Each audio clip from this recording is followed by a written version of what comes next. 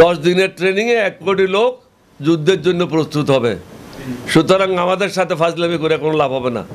আপনাদের কাজ আপনারা করেন, আমাদের কাজ আমরা করি। যারা হাসিনাকে বলেছিল মরার পরেও থাকবো, অর্থাৎ দোজখে যাবে হাসিনা, তার দোজখেও থাকবে। তো এই দোজখে যারা থাকবে তাদের জন্য কি ব্যবস্থা করা হচ্ছে? শুধু জেলে নিয়ে গেলে হবে না, তাদেরকে আধা ঘন্টার জন্য উল্টা লটকাতে হবে।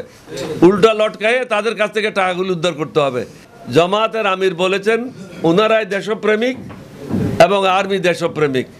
তা আমাকে জিজ্ঞাসা করলো, আপনি কি দেশপ্রেমিক না? আপনি তো মুক্তিযুদ্ধ শুরু করেছেন। আমি তাকে উত্তর দিলাম, প্রত্যেকটা জিনিসের উত্তর দিতে হয় না।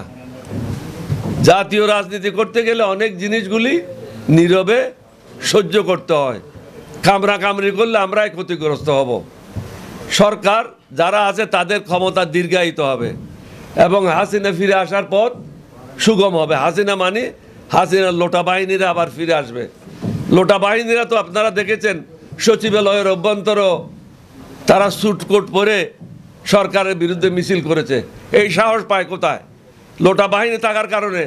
ডক্টর ইউনূস যদি প্রথম রাত্রে 2020 সালে 2018 সালে যে সমস্ত টিএনও, যে সমস্ত ওসি, যে সমস্ত ডিসিএসপি দায়িত্ব পালন করেছে তাদেরকে যদি বরখাস্ত করত, তাহলে এই দিন ডক্টর ইউনূসকে দেখতে হতো না।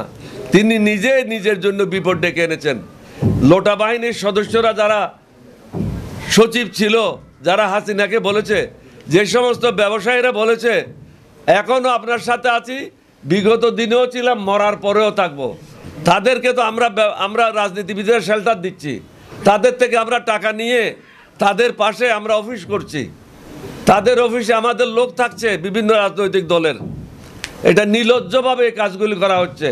না হলে বড় বড় ব্যবসায়ীরা যারা হত্যাকাণ্ডের সাথে জড়িত, যারা এই দেশের মানুষের সম্পদ লুণ্ঠন করেছে, তাদের বিরুদ্ধে তো কোনো ব্যবস্থা এখনো নেওয়া হয় নাই। কোনো বড় ব্যবসায়ী যারা হাসিনাকে বলেছিল মরার পরেও থাকবো, অর্থাৎ দোজখে যাবে হাসিনা, তার দোজখেও থাকবে। তো এই দোজখে যারা থাকবে তাদের জন্য কি ব্যবস্থা করা হচ্ছে? শুধু জেলে নিয়ে গেলে হবে না, তাদেরকে আধা ঘন্টার জন্য উল্টা লটকাতে হবে। উল্টা লটকায়ে তাদের কাছ থেকে টাকাগুলি উদ্ধার করতে হবে। এই টাকাগুলি কাদের? এই টাকাগুলি জনগণের। জনগণের টাকা উদ্ধার করার কাজ এই সরকারের, কারণ আপনারা দায়িত্ব নিয়েছেন। আপনাদেরকে জনগণে বলে নাই, আপনারা ছাত্রদের কথায় দায়িত্ব নিয়েছেন, আপনারা 2-1 অ্যাডভাইজারের কথায় দায়িত্ব নিয়েছেন, আপনারা আমাদের সাথে পরামর্শ করেন নাই। আমরা যারা দেশ চালানোর অভিজ্ঞতা রাখি, আমাদের সাথে কোনো আপনারা আলোচনা করেন নাই, মত বিনিময় করেন নাই। সুতরাং আপনাদেরকে জবাবদিহি করতে হবে, তাদের কাছে টাকা উদ্ধারের জন্য ব্যবস্থা নিতে হবে।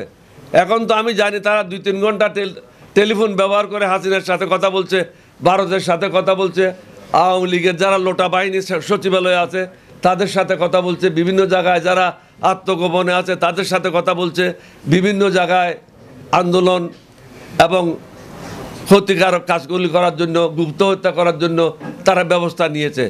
তারা আমার যে সংবাদ, মার্চ পর্যন্ত তারা অনেকগুলি এই ধরনের ধ্বংসাত্মক কর্মকাণ্ডে লিপ্ত হবে।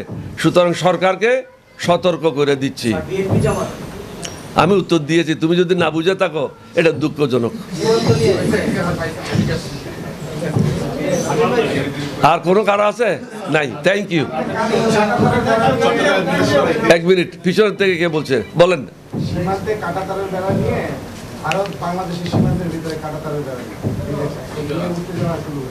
কাঁটাতারের বেড়া ভারতকে আমরা এটা বলবো, আপনারা মনে করেন না আপনাদের দেওয়া নাম বিজেপি আছে, এটা এখন বিজেপি না, এটা এখন বিডিআর।